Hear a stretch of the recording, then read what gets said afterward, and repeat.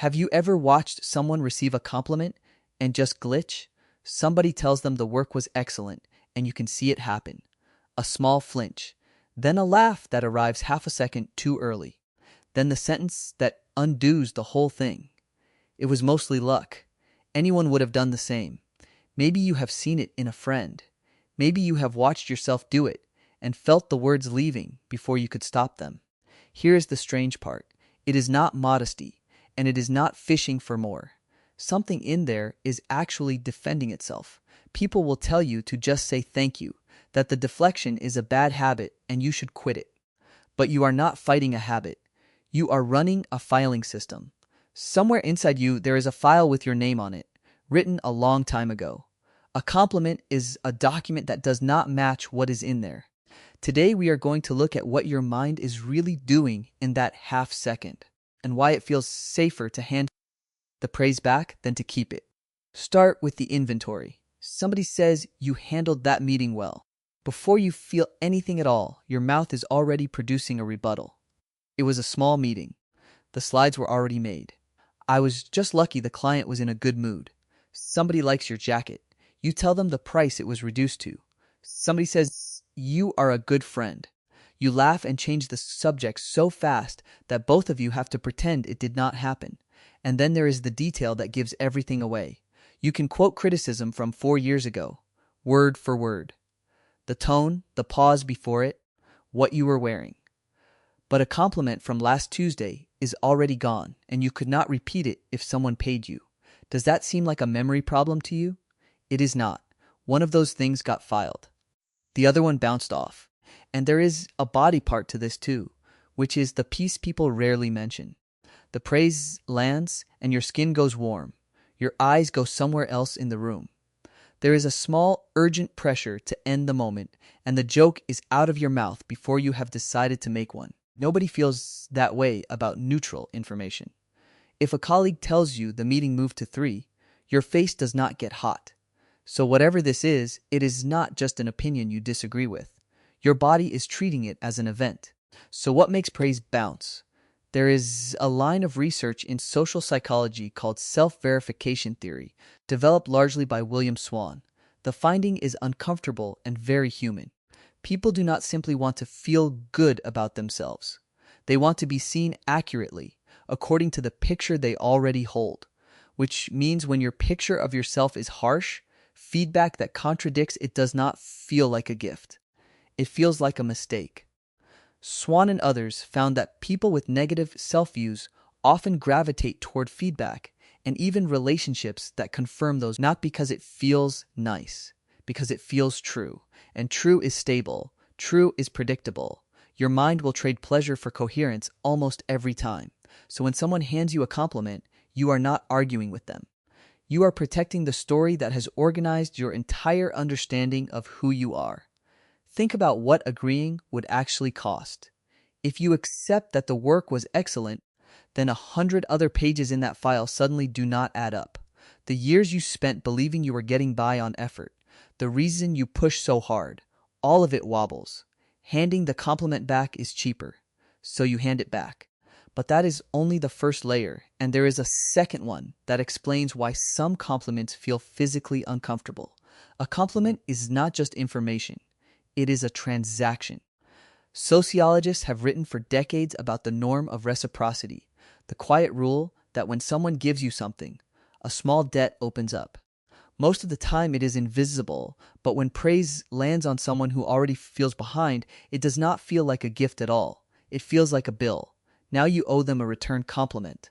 Or you owe them proof, later, that they were right about you. And under that sits the part almost nobody says out loud. A compliment means somebody was looking closely. If they were looking closely enough to see the good thing, what else did they see? How long until they look again and revise their opinion downward? This is the territory Pauline Clance and Suzanne Imes described in the 1970s when they named the imposter phenomenon. It is not a lack of ability. It is a gap between what people can see from the outside and what you believe about the inside. Underneath it runs a low hum that the gap is about to be discovered, which explains something odd. The more accurate the compliment, the worse it can feel. Small praise is easy to absorb. Nice shoes, thank you, done. But when somebody names the thing you secretly care most about, the discomfort spikes. Because now the stakes are real, and the file says you are not that, and someone has just held up a document with a different answer. Have you noticed that in yourself? That the compliments that mean the most are the ones you get out of the room fastest? So, where did the file get written? Not by you, not originally. Picture a kitchen. You bring home something you made or something you scored, and you watch the face of the adult in the room, because the face always told you more than the words did. For some people, what came back was almost nothing. A nod. Fine. Put it on the counter, and you learned that praise was not something that got said in your house, so you stopped expecting it to be said anywhere. For others, it came with a hook attached. Good, but you can do better. Good, do not let it go to your head. Good, and then a story about someone who did more. And for some, the praise was real, but only ever for what you produced, what you won, what you fixed for the family. Nobody ever praised you for existing on an ordinary Tuesday. Do you see what that teaches? It teaches that praise is a performance review. It is conditional, it is temporary, and the next assessment is already scheduled. There is often a layer outside the house as well.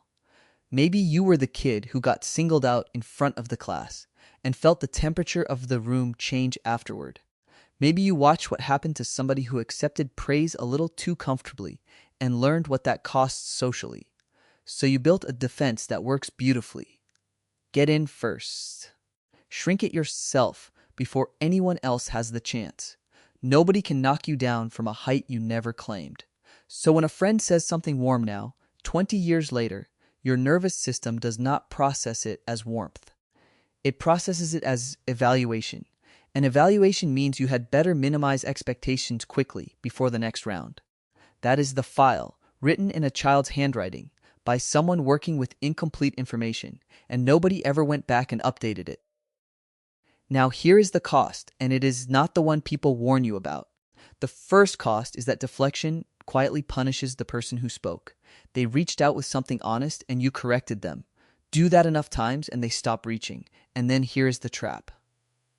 The compliments get rarer, and the rarer they get, the more your file looks accurate. The system proves itself. You built the evidence yourself, one deflection at a time. The second cost is slower. You cannot build anything on evidence you keep shredding. Every skill you have was confirmed by somebody at some point from the outside. That is how humans calibrate. If you throw all that data away, you are left with only the harshest report about yourself. And then you wonder why confidence never seems to arrive. And it shows up in the closest places first.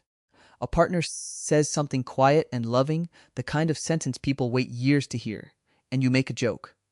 Or you say they are biased. Or you say it back so fast that theirs never gets to land anywhere. They laugh. It seems fine. But something small does not complete. And it does not complete the next time either.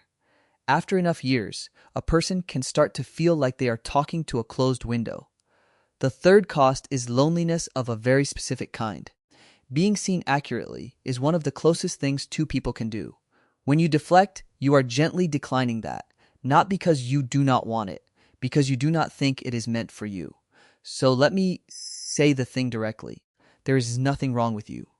You are not falsely modest, you are not difficult, and you are not fishing. You are a person whose mind decided a long time ago that consistency was safer than kindness, and it has been protecting that consistency ever since.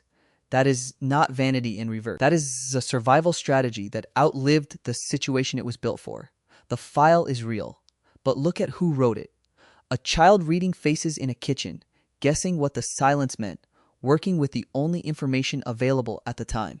That child was not lying. They were just early. And you are allowed to update a file, not by suddenly believing every good thing anyone says. That would not work, and honestly, you would not buy it. You just stop shredding the documents.